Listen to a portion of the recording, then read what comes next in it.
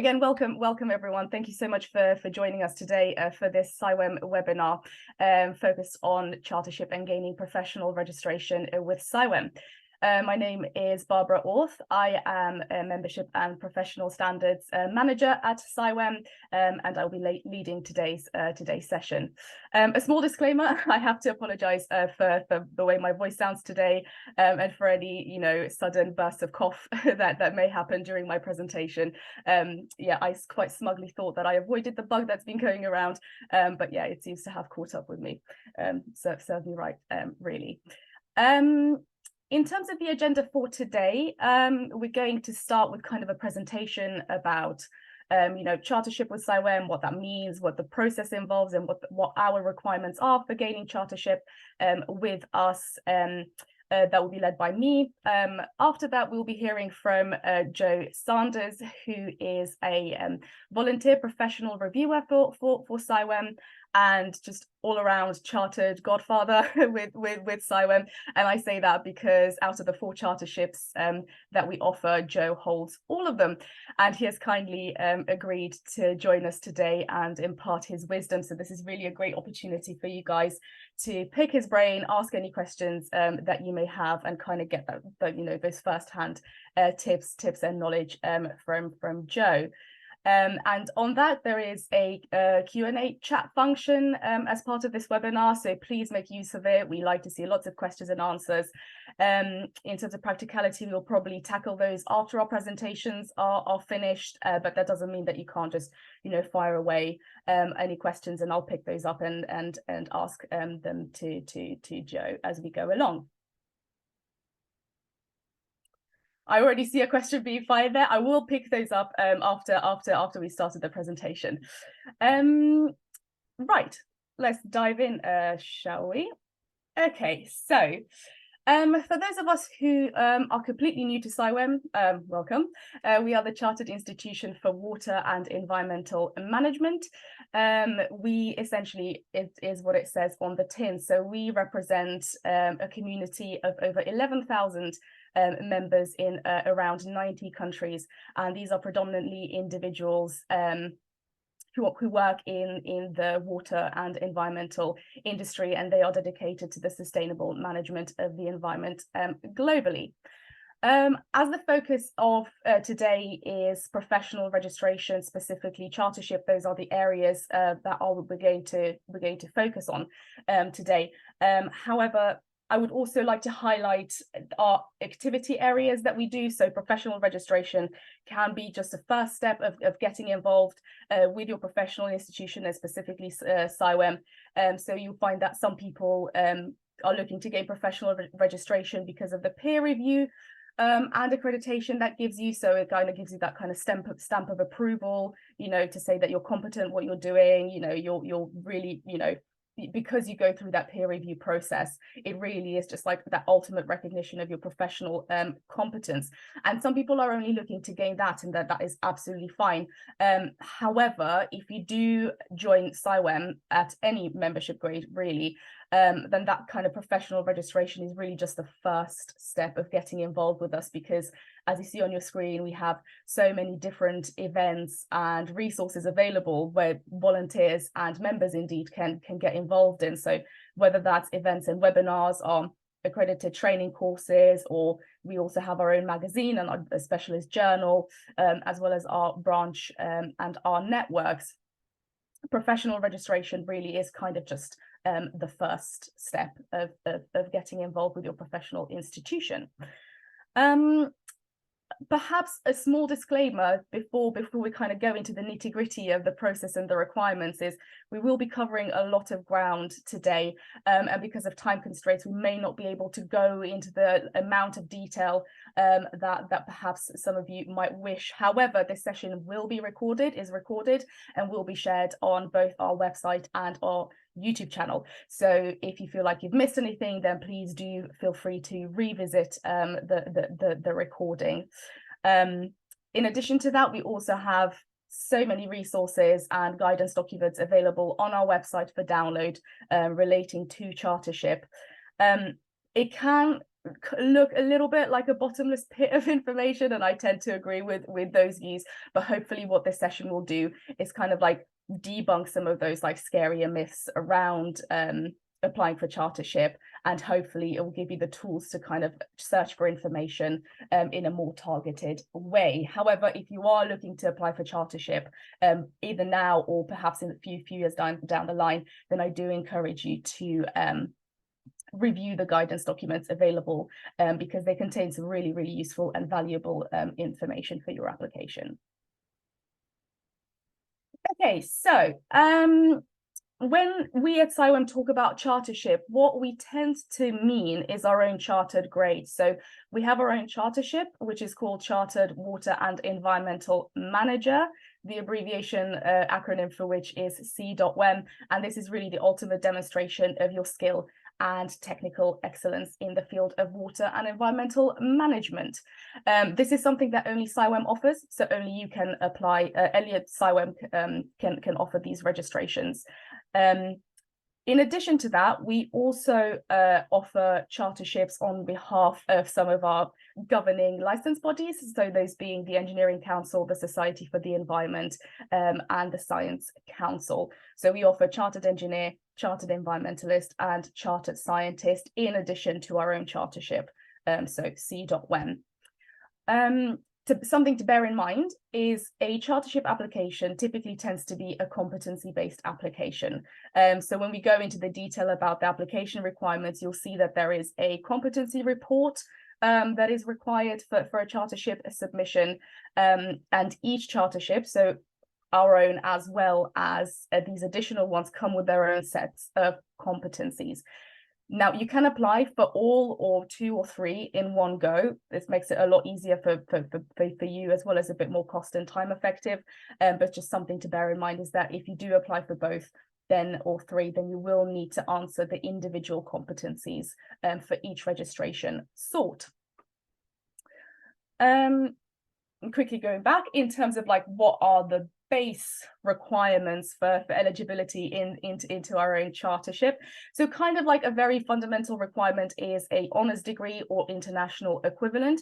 Now, if you don't have an honours degree, that is absolutely fine. It is not a problem. The only difference being is that in addition to a standard application, you will need to submit a work-based learning form, which essentially is designed to kind of demonstrate degree level learning. So really not a problem if you don't have an honours degree.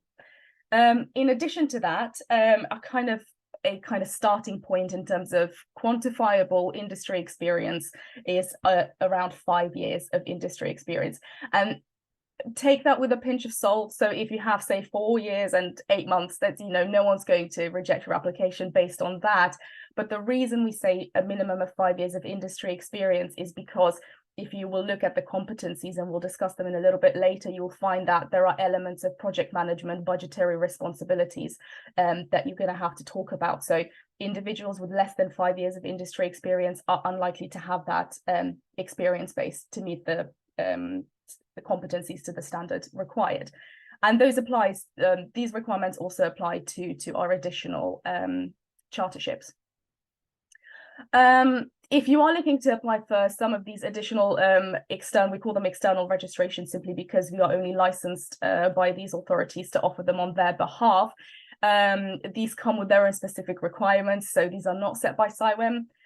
Each chartership has its requirements set by its own governing body. So I do recommend you kind of review those requirements in addition to CIWEM's requirements. So specifically, for example, the Engineering Council are very kind of strict with the entry requirements into chartered engineer registration. So specifically, in terms of qualifications, they require an accredited bachelor's degree in engineering plus an accredited master's degree to further learning, or an integrated MEng degree. So that kind of brings you into standard eligibility into chartered engineer registration. They do have an online database on their website where you can check whether your qualifications are accredited or not. So if you are looking to apply, then I do recommend you check those out. If you don't have an accredited degree, it's not a problem. The only thing is that you will need to undergo what we call a qualifications assessment by our qualifications panel.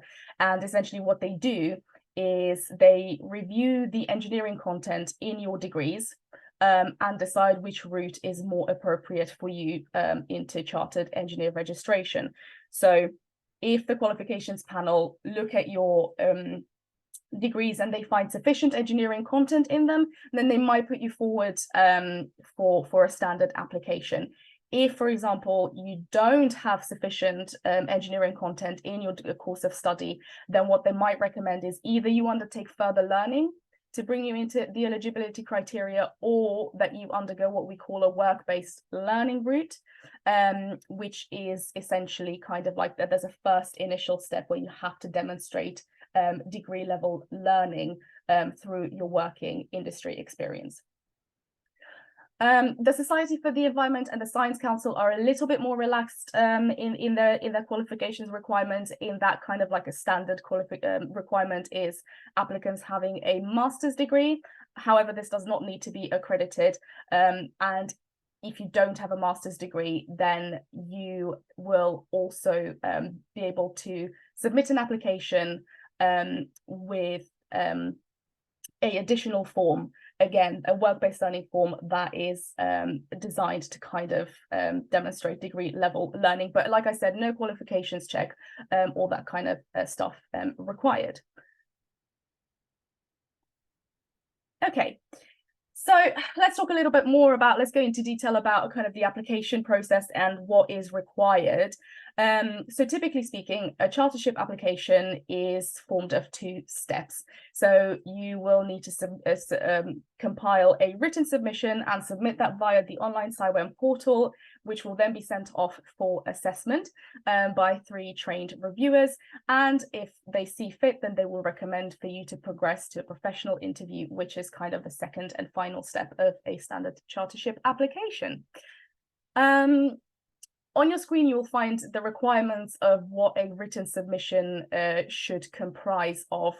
It can, at first glance, it can look like a lot, but if you break it down and kind of start with the more basics, so things like a CV and academic, certificates, then it can be a little bit less daunting. So kind of start small and build up as your submission as you go along. A tip is we recruit and we accept applications on a cyclical basis. So we have 6 deadlines throughout the year, which first of all, it helps us from an administrative point of view, but then also it kind of gives you the opportunity to set yourself a deadline and work towards it. Quite often the case can be that, you kind of put it off, you kick the can a little bit down the road. I want to apply for chartership, but I'll do it today, I'll do it tomorrow. So setting yourself that deadline and working towards it can be really, really helpful, even if you don't meet it, but having something to work towards is helpful. But yeah, kind of starting small. A CPD, any standard CPD will do. What I encourage you to not include is things like personal data and information, nationality, date of birth, those kind of things, because for GDPR purposes, that all gets redacted out anyway. But yeah, so any kind of standard CPD will do. Moving on to academic qualifications. So we require you to submit copies of your certificates, so your university degree certificates, and these will need to be signed, authenticated by one of your sponsors. CPD record, very important, and it's pretty much becoming a staple CPD that is for most professional institutions. People tend to have a weird relationship with CPD. People either love it or hate it, but it is a requirement to not only apply for chartership, but then also to further maintain your chartership in the future. So yes, if you haven't started recording your CPD yet, do it now. Do it today. This session also counts towards 1 hour of CPD. So yeah, kind of recording that professional development activity as early as possible can be really beneficial, because you don't want to get to the point of applying for chartership and then trying to remember years and years worth of CPD going back. I can imagine that must be very, very difficult to do. So yeah, start recording your CPD as early as possible. In terms of CIWEM's specific CPD requirements, when you apply, we require a CPD record of a minimum 3 years, comprising of a minimum of 90 hours. How you distribute those 90 hours over those 3 years is entirely up to you. So, for example, you can have 15 hours in 1 year, you can have 25 hours in the other year, with the requirement that you hit the minimum of 90 hours overall. Also, not all CPD needs to be accredited. So we are quite flexible in kind of the CPD that we deem acceptable. So we have self-taught CPD, of course, we have accredited CPD, but, even reading a journal article, a magazine article, watching a program can count as CPD. The requirement being that you will need to include a reflective element and a future planning element for each CPD activity undertaken. So what we mean by that is simply just listing the hours of CPD and the type of CPD is not going to be sufficient. What we like to see is, what to tell us what you've learned from each CPD activity that you've undertaken and how you plan to implement the learning outcomes going forward in your work. Other than that, if you feel like the CPD that you want to include in your record hits those criteria, then please go for it. A career overview report. People ask if we have sort of templates for career overview report, and the reason we don't is because it's kind of like a narrative, an essay of your career to date. So tell us about what you've done since you've graduated or you've been to school. Highlight some key projects that you feel like particularly illustrate your professional competence. So essentially just tell us the story of your career, and this has a maximum word count of 1,000 words. So again, I don't waste your words on sort of introductory email addresses, that kind of stuff. Get straight to the point and use those 1,000 words. Sponsors, very, very, I cannot understate the importance of sponsors. So any chartership application will need to be supported by 2 chartered sponsors. One of them will need to be chartered with CIWEM, and the other person can be chartered with any other professional institution. So for example, the IC, IMechE, IChemE, all of these other institutions will count. The one thing to bear in mind with sponsors is that if you are looking to apply for an additional registration, so such as chartered engineer, one of your sponsors will also need to hold chartered engineer. So it's kind of like not both of them, but as long as your sponsors kind of cover all the registrations that you're applying for, that will be acceptable. And I would really encourage you to not see sponsors as kind of like a tick box exercise. The reason we ask sponsors to endorse your application is because they've been through the process themselves, right? So they know what is required. They've successfully gone through the process. So sometimes their advice can be really, really invaluable. So often we see the difference between a fantastic application and an average application, and that is where the sponsors' support comes in. And they will need to submit 2 or a letter each to kind of tell us how they know you and what capacity they know you, and that they have reviewed and endorsed your application. Also, if potentially you're struggling to find sponsors, there's no one in your organization that we have an online mentor platform, which essentially we have some CIWEM chartered members and fellows signed up to that to act as mentors and sponsors. This is free to all our members. So if you're looking for a sponsor, you can sign up as a mentee there and get in touch directly with a mentor or a sponsor who you feel best matches your experience and your background. Obviously, you need to be a member to access the mentor platform, but we have lower tier membership grades that you can join at, and that will also give you access to this. So that's just a useful thing to know. And finally, moving on to the mandatory competency report. This will form the bulk of your application. So this is essentially what the majority of what your application will be assessed against. And what is a mandatory competency report? So it's essentially an essay of a maximum 4,000 words. And for CIWEM, we have 14 sets of questions / competencies that you're going to have to answer. And these are divided into 5 different categories, which are on your screen at the moment. So we have the A competencies, which are focusing on existing and emerging factors influencing environmental and water issues. The B competencies, which are all around planning and implementation and evaluation of work. C competencies are all about health and safety and effective working practices. D competencies, which kind of focus on communication and professional ethics. And finally, the E competencies, which are kind of like professional development. And what you're going to, if you go and review the competency requirements, you'll see that what you're going to have to do is kind of like pick a couple of project experiences and use those to answer each competency. And highlight kind of your professional knowledge, for a lack of a better word. In terms of practicalities, there is a 500-word limit per competency.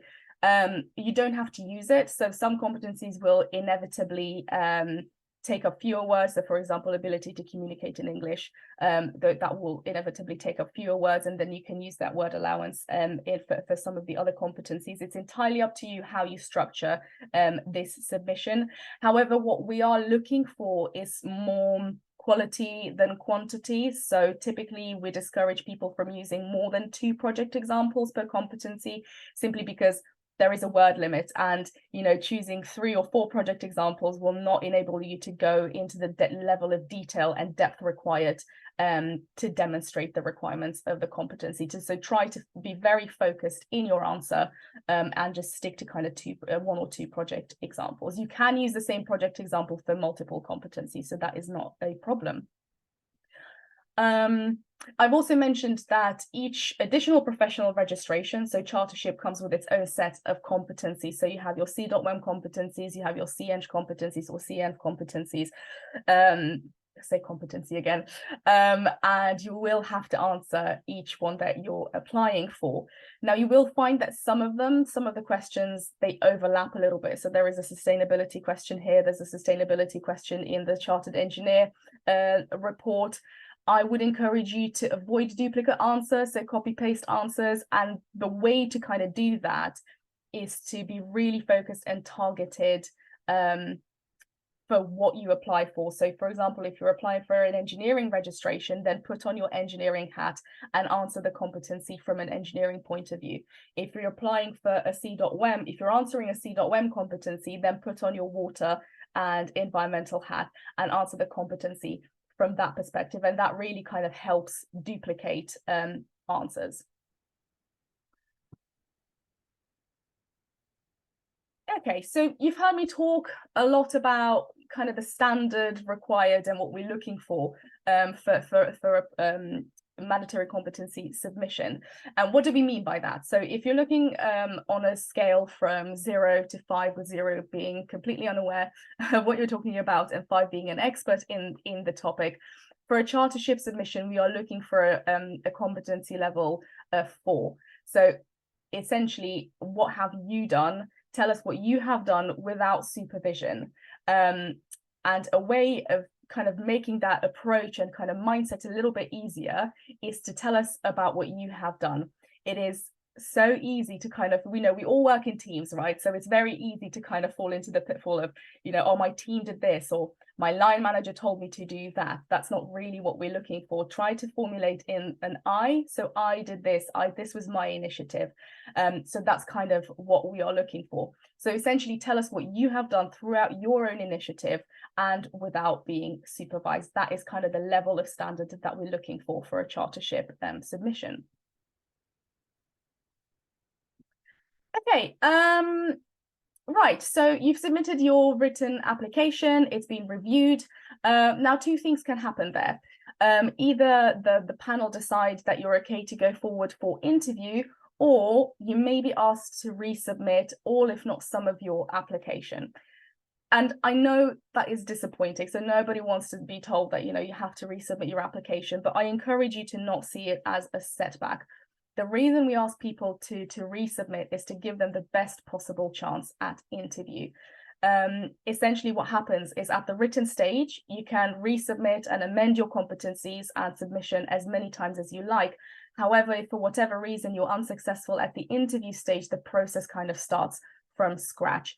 So we feel that giving applicants the opportunity to address the weaker element of their submission prior to going into interview can really just, it can really just prepare you better and, set you up for a positive result.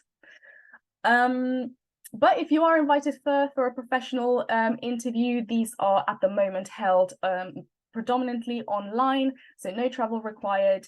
Interviews usually last between an hour and an hour and a half, depending on how many registrations you're going for, and they're structured as follows. So you start with a introduction and career review. So your interview will typically be led by 2 or 3 trained interviewers, with a chair presiding over the proceedings.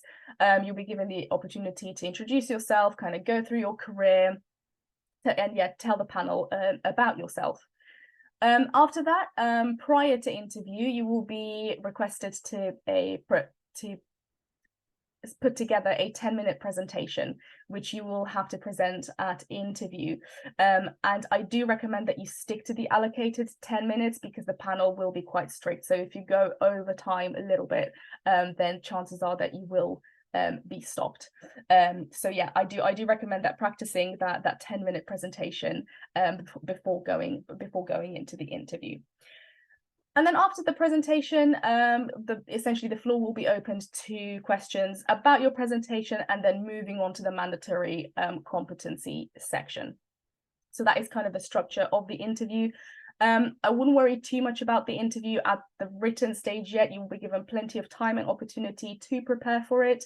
One thing I think I would bear in mind when drafting your written submission is because the panel receives a copy of your written submission, they will be asking loads of questions. So don't write about anything that you're not comfortable talking about at interview, because chances are it will be picked up at the interview by the panel. So make sure that everything you write about in your written submission, you kind of know in and out. But other than that, interviews, people get nervous and that rightfully so, because it can be quite scary. But I think something to bear in mind is that we want you to be successful. The panel wants you to be successful. So no one is there to kind of catch you out or ask you trick questions. Ideally, we'd like to kind of configure it as a conversation about yourself. So try to not be nervous about the interview. And if you feel like you are, then if you have a sponsor, you have a mentor who is willing to practice and do mock interviews with you, then that's even better, because then you kind of mitigate nerves or anything else on the day. So that's kind of it about the professional interview. If you're successful at the interview, then you're admitted into chartership. Happy days. If for whatever reason you are unsuccessful, you are given a very, very detailed feedback letter and given the opportunity to go away for 6 months before you reapply to kind of take the feedback of the panel on board and kind of work on it. So yeah, certainly not the end of the day. If you're unsuccessful at interview, there's always a future opportunity to reapply. I think I will stop there. And I'm going to ask Joe if you can come on screen, please, Joe, and introduce yourself and kind of talk us through your chartership journey a little bit. Yep. Good afternoon, everybody. So my chartership sort of journey a little bit different potentially than a lot of people. I did it quite late in my career. Did my first 2 charterships. So I first went for CIWEM and CNG together. I did that about 4 years ago now. And that was sort of through doing the competencies. I got 2 really good sponsors that were going backwards and forwards with the answers. So the way that I planned it out was that I got each of the competencies, sort of looked at what the description was, and as Barbara said, it's really important, look at what they're looking for in each of those competencies, picked projects that I thought pulled those out, and then talked them through with my my two sponsors over an hour or so, just sort of figuring out which competencies I was going to use which questions for, etc. And that was really important, and it sort of refreshed in my mind what I needed to do for those. So I think that was the first stage. I then went and wrote the first draft of all of my competencies, and it came to about 6,500 words. And again, don't be discouraged if it does come up really high. I think a lot of people do that, and when I'm mentoring and sponsoring some of the people in my organisation these days, it's very much looking at that first word count is a lot larger, and it's cutting it down and getting rid of duplications potentially, and some of those words that maybe not adding anything to the question. So I did my CEng and my CIWEM together. That meant that when I got to interview, there was sort of dual questions on the water and environmental side of things, but also the specifics around engineering. And then my second lot of charterships. So I then started doing reviewing, working with Barbara and the team. So I do reviewing and I do interviewing as well, which is really enjoyable, and sort of it's great to see all of these great talent that we have in the sector sort of come through and present their careers to us. And again, some of the projects that we get to see are absolutely fascinating, and it again, it's great CPD for us because we get to sort of see all the different things that people are doing, and so I find it very interesting. I would 100% agree with Barbara that sort of practice your interviews. It's very, very easy to see when we get to that interview stage, those that have been through it a couple of times with sort of friendly sponsors or sort of with colleagues that have been through the process. They're expecting the questions that we're asking, that they know how to frame the answers in a way that gets the right sort of results that we're looking for. Because we've, as I say, as Barbara said, we've read your words. We're looking to get even further depth into those areas where there's potential weaknesses that we're seeing, and we want to just sort of check that actually have you got the detail in those areas that you're doing. And again, sort of Barbara's point around the 5 years, that's why CIWEM say 5 years, because we will question and sort of just dig into those sort of areas and see the depth of how you're doing those things on a day-to-day basis. And so my second lot of then I did the CM and the CSI together. Now CSI you don't get interviewed for. That's a separate sort of just on the competencies, so just on the written word.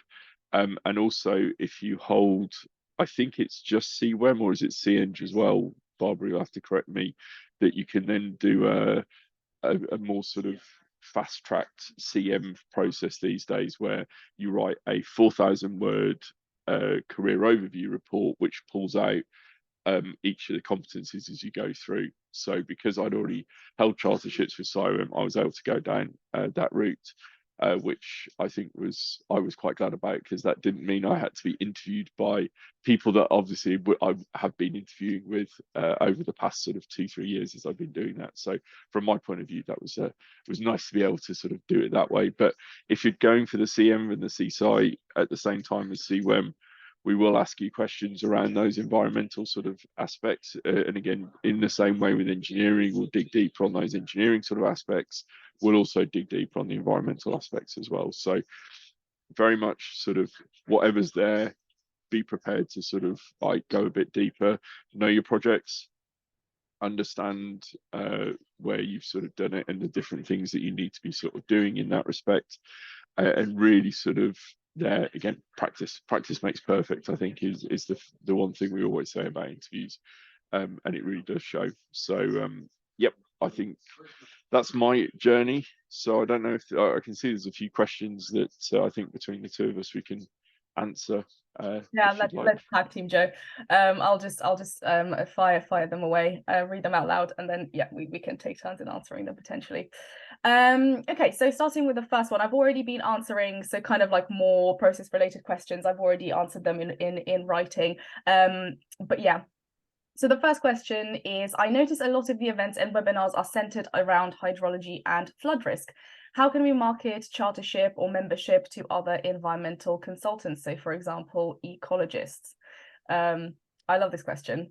Joe, do you want to have a stab at this, or shall I go?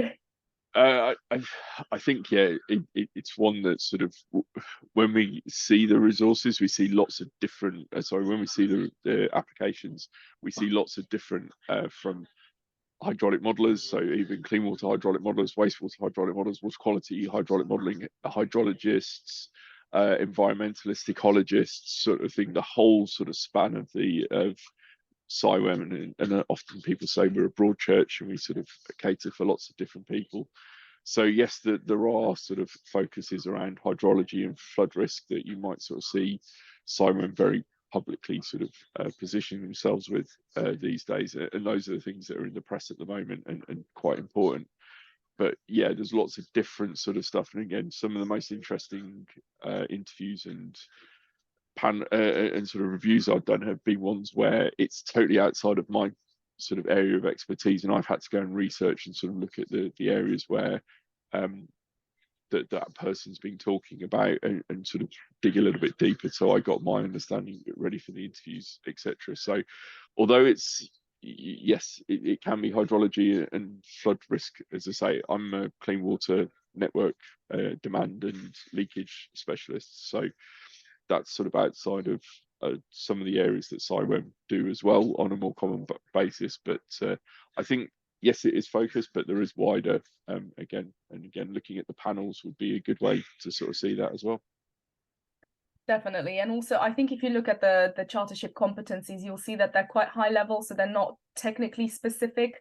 So we're not, the competencies are not at all focused on specifically flood risk, or that kind of thing. So because they're quite project management level focused, you will be able to answer the competencies even if you're not from a flood risk background. So as Joe said, we're quite a very, very broad church there. Okay. There's another question here. What proportion of CIWEM members also have additional registrations, and is that popular? And Joe, I think I'm going to flip that question over to you and ask you what made you decide to go for all four, because it can be quite a lot of work, but I'm guessing you found it very beneficial. So what are your reasonings behind that?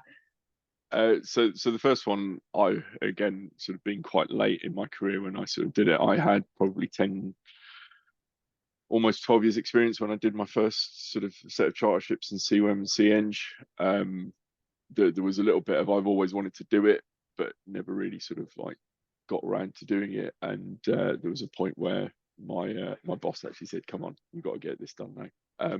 So it got set as one of my objectives. So the first set was very much, I had to do them for job related pieces of work. However, the second ones, looking at sort of speaking to people that I was interviewing with that held the CM and the CSI competencies as well, I sort of saw what those interests were and how they did it, and so that was very much just off my own back. And again, because of the different way that it was doing, that was probably, and again, being more experienced potentially than some people on the call, it'd be slightly different, but and also having experience of being a reviewer and an interviewer, I know exactly what the interviewers and the reviewers are looking for to a point.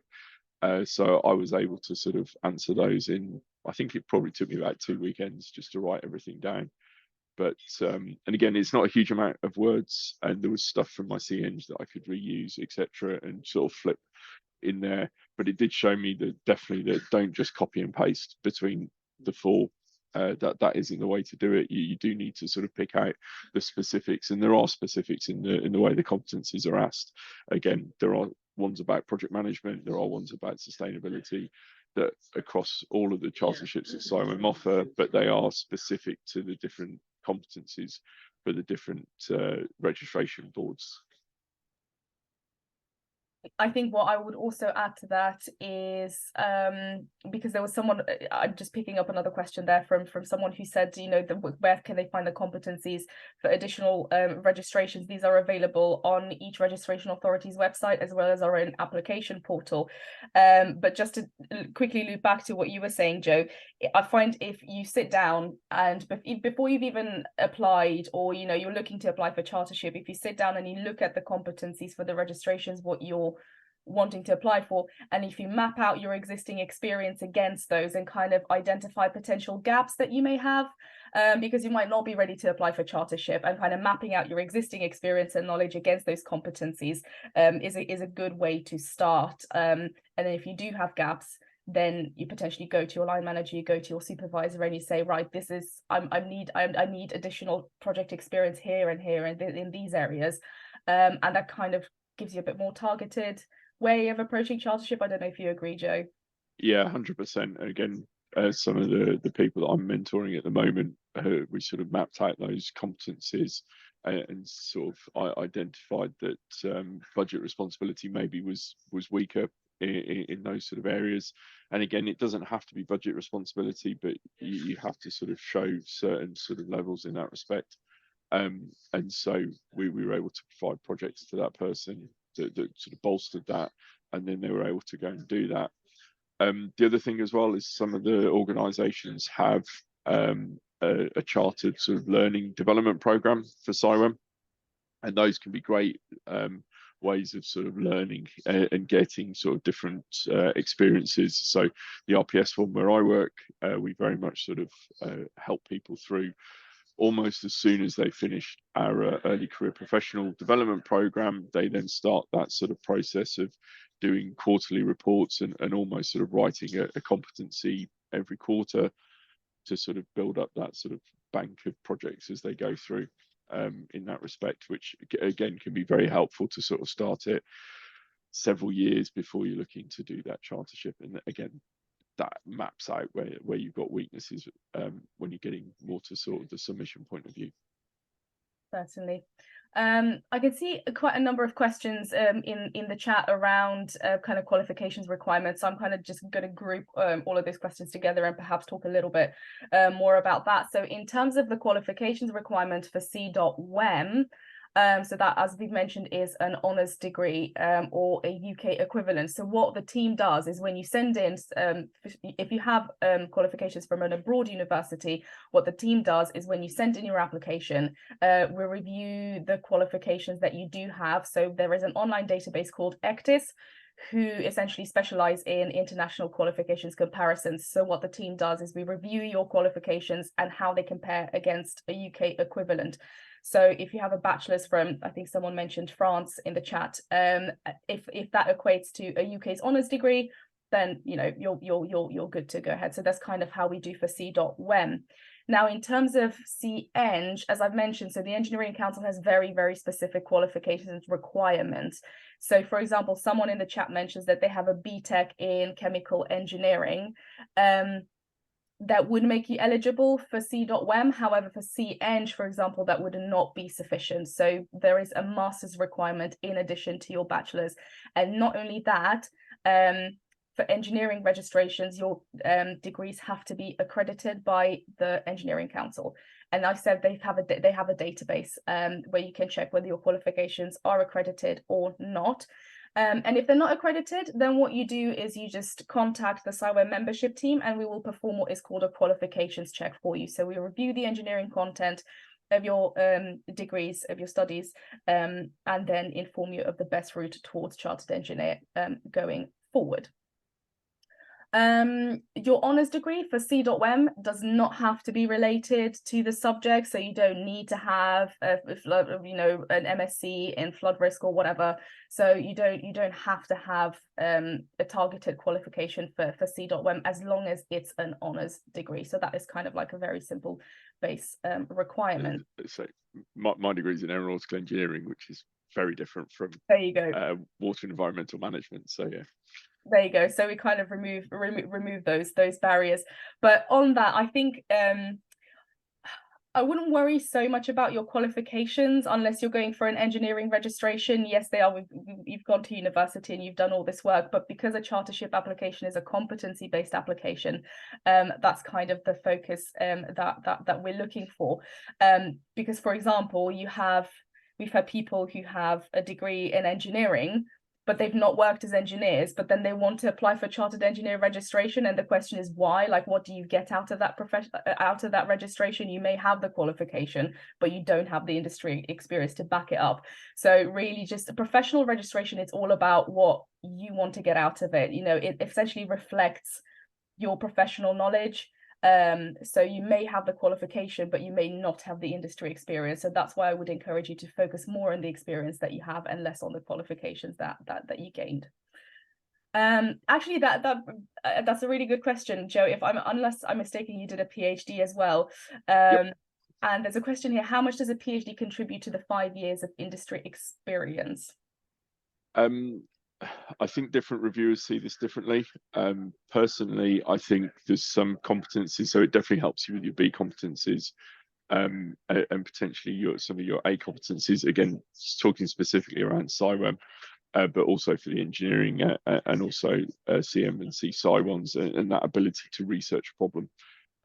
It gives you very good examples. So I did use some of the work that I did at my PhD for some of my competencies. However, I think the sort of the professional way that you're sort of working and some of the other competencies are, especially around sort of the C, the D and the E competencies, it sometimes means that you haven't got as much detail if you're using the 3-4 years that you've sort of used as a PhD as part of your experience there. So I would probably rule of thumb about half the time you're doing your PhD probably counts towards there, but again, different people have different views, and again, depends on what type of PhD you've done.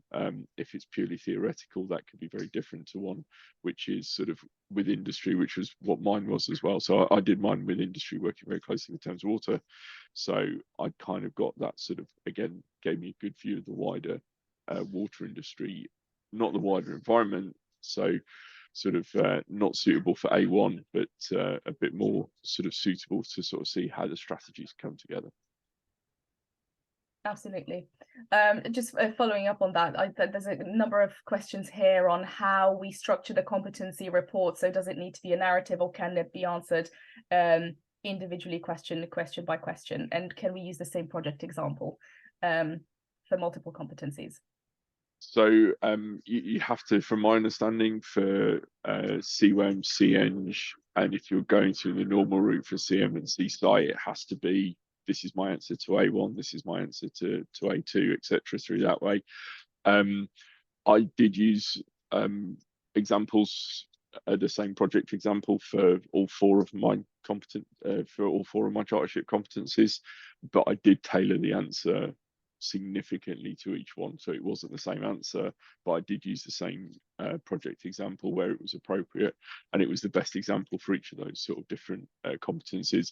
And again, it wasn't just the sort of the same, it wasn't like all of them were the sustainability questions. Some of them were different bits in different areas, pulling out those different bits of the project, again showing how the project was rounded, and that there, which again can be beneficial if you are doing multiple competencies. We will mark them all separately, but at the same time we do have to read all of them, so you do get that sort of added additional on there as well, which can help with that.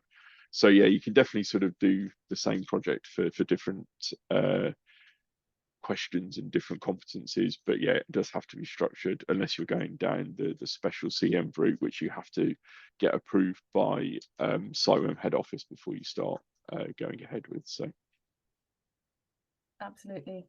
Right, I'm just quickly kind of sifting, just keeping an eye on the time. I'm sifting through the questions that we've received. Lots of great questions here, so I'm just going to try to group them together as best as I can. So a very good question, actually. Is there any accommodations for someone who is neurodivergent and applying for the chartership? I'm thinking particularly around the interviews. So definitely, if you're comfortable sharing that with the CIWEM executive prior to the interview, then I would encourage you to do so, and then they will inform the panel as well. Obviously, there are people who are not comfortable sharing that information, and that's absolutely up to you. That, you know, it's a personal decision, but if you are, then I would encourage you to let us know, and we'll also let the panel know, and they'll keep that in mind. Yeah, the most recent interviews, I had someone that let the panel know, and again, this is the sort of give yourself, if we know that, we can sort of help you through that, and we're aware of that. So again, it doesn't look like you're sort of overly nervous or etc. So I would definitely say yes, it's a personal decision, but I would strongly encourage people to let people know at CIWEM head office. And definitely, I mean, going back to what I said before, it's like, it can feel like an exam, but at the end, it's a conversation, and we want you to pass. We want you to do well. We want you to be successful. So if you keep that in mind, and, you know, the panel always keeps that in mind as well, it kind of makes it a little bit less scary and kind of makes it more of a conversation rather than just like an interrogation, which it can feel like at times. Okay, so a couple of questions around sponsors. So, if you can't find 2 sponsors, only one who is C.WEM, that is absolutely fine. So one C.WEM sponsor suffices, as long as the other sponsor is chartered with another professional institution, so they can hold CEng with the ICE, for example. Also, I hope you don't mind, Joe, if I pick up this question as well. So someone is planning to apply for chartership with the ICE next year. Does this change the requirements for CIWEM chartership? So if you do hold CEng before applying for CIWEM chartership, then what happens is that you may be exempt from a professional interview. So once the review panel assesses your written submission and they give you the okay to be admitted into CIWEM chartership, then you won't need to undergo a professional interview if you already hold chartered engineer status. But other than that, every single and all applicants need to submit the written application in its complete form. Quickly sifting through more questions. Yes, and another one relating to sponsors is we do have the online mentor platform that I mentioned that is free to members. So do sign up. If you're not a member already, we have a member grade called environmental partner. So this is a kind of great foot through the door, because there is no application, there are no qualifications requirements. You simply create an account and pay an application fee, and that gives you access to the mentor platform. So if you're not yet a member, then and you are looking to join the mentor platform, then environmental partner is kind of a great foot through the door.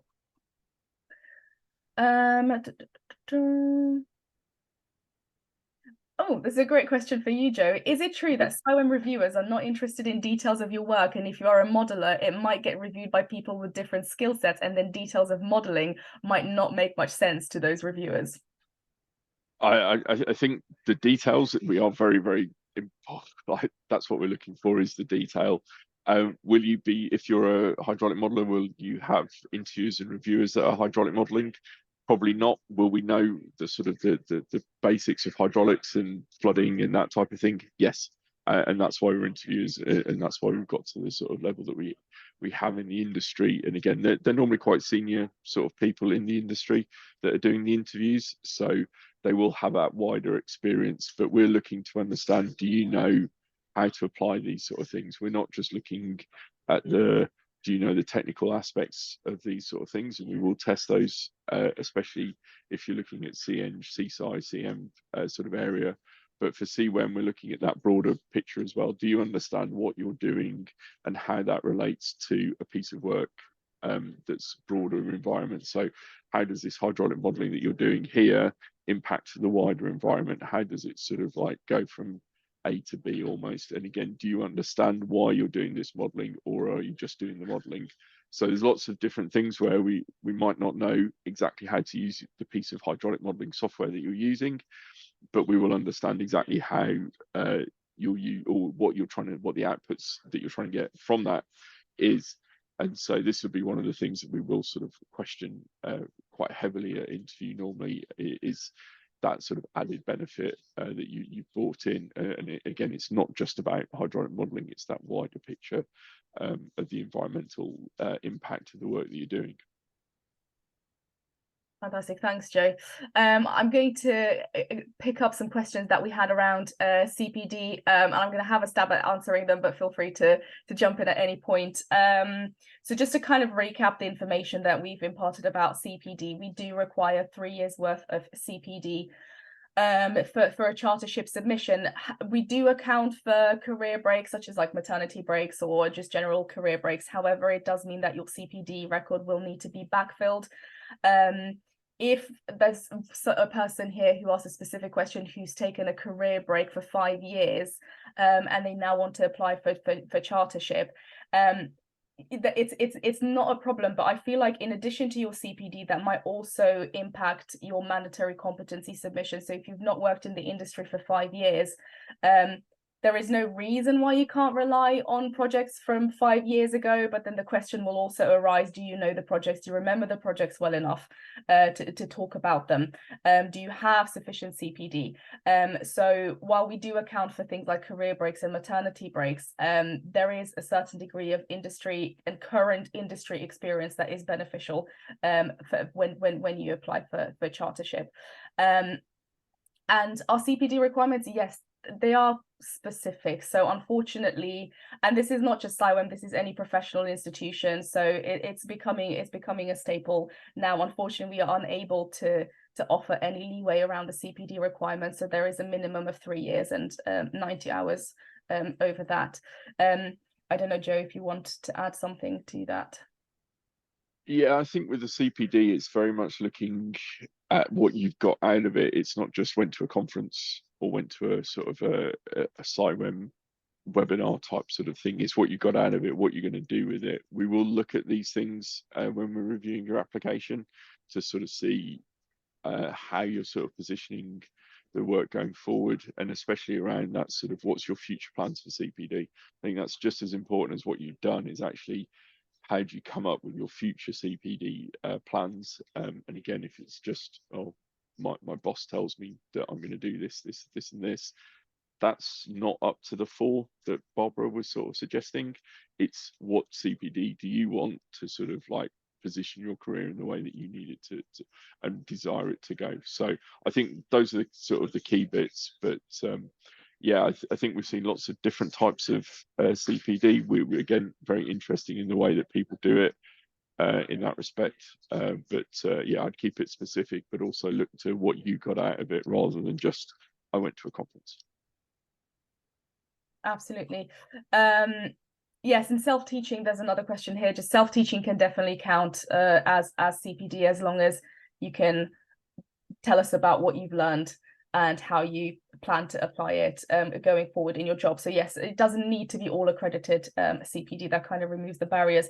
And while CIWEM, we do have our own CPD template that is available for download on the online platform, you don't have to use it. So if your company and organization has its own CPD recording system, that is absolutely fine. You can just upload that as a separate document as long as it meets our CPD criteria. So yeah, there is no obligation for you to use our template. There are quite a few questions here very specific to people's qualifications. So again, because I'm looking at the time, we won't be able to answer those individually, but I would encourage you to review, if you're going for an engineering registration, then review the database, the engineering database for qualifications, and then kind of take it from there. For CIWEM, it's different. If it's an honours degree, that's absolutely fine. And if it's not, it's just an additional form. So unfortunately, we won't have time to answer all of the qualifications answers. But just quickly before we run out of time, I see there's one about will you be questioned on legislation? That's a good one. The different sort of like areas in the world that people apply for. So you won't be asked for what is the X amount of different things in the CDM regulations 2015, that type of sort of question. It's unlikely you'll be asked about that. What you'll be asked about is how you use that legislation in your day-to-day sort of work. And again, the different environmental standards, again, how does that, what is your wider knowledge of the environment, understanding the legislation that might guide your sort of particular area in the world will very much help with that understanding and how you're working through on that. So I think that's one of those things that sort of, yes, we won't sort of question you specifically on what is the legislation of this X, Y, and Z. However, we will ask you to look at that sort of wider viewpoint of understanding the legislation. So again, in my CIWEM interview, I got asked about the Environment Act. That was just about to come forward, and what my thoughts were about the Environment Act. I wasn't asked of what is the Environment Act and how those sort of things you sort of like how will that do what certain goals are there, etc. It was, how's that going to impact the industry that you work in? Definitely. Right, just quickly scrolling through the comments, the question section, just to check that we haven't missed any kind of more important ones. While I do that, Joe, do you want to leave us? I'm just keeping an eye on the time. We're on the hour now. Do you want to leave us with some final thoughts? I'd say all the best to those of you that are looking to apply in 2024. The one thing I'd say is talk to your sponsors, really engage with your sponsors, sort of get their input, get them to sort of look at and review your application. It's not just them writing a letter, it's them assisting you, and as well as sort of, it's a mentor sponsor sort of situation. It's not just signing it off at the end point of view. Really get their input and sort of try and find people that are happy to do that for you. And again, CIWEM can assist with those. The other one is, let's say, do a few practice interviews. That those people that come in relaxed and basically have a chat with us for an hour are very much more likely to sort of meet the criteria than those that sort of come across overly nervous and those that look as if they're unpracticed in what's coming through. So brilliant, thank you. Just to kind of final mention from myself, 2024 application milestones have not yet been published. We're waiting for the trustee board to kind of give the okay on those, but we will publish them as soon as possible. Typically there is a application deadline in February, one in April, and then 2 months following that, but exact dates have not yet been published, unfortunately. But yes, I think keeping an eye on the time, that leaves us with drawing this session to an end. Thank you so much for everyone who have joined us today. I hope you found the session beneficial. As I said, it will be recorded and shared on our website and on our YouTube channel, so check it out if you feel like you've missed anything. And in addition to that, if you do have any additional questions, that we're always here to support you. So our email address is membership@ciwem.org. So really simple. If you do have any questions, then do please feel free to get in touch with the team, and we'll do our best to kind of guide you through the process. I hope you find this session useful. Thank you so much for joining us, and yeah, enjoy the rest of your day. Thank you, Joe, as well for your time today. I'm sure people have found it very, very useful and helpful. thank you for some great questions. It's been great. Thanks, everyone. Take care.